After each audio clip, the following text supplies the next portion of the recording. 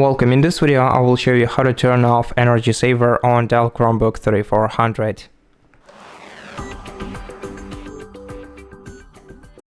So there are two ways to turn off the Energy Saver on this laptop. We can either open the control center, then click the battery icon and switch the toggle off next to battery saver option, or you can also simply connect your device to the power supply. So if you just insert the power cable to your laptop, the Energy Saver will disable itself automatically. And that's it. Thank you for watching this video. If it helped you, please consider subscribing to our channel, leave us a like and a comment below. And I'll see you in the next one.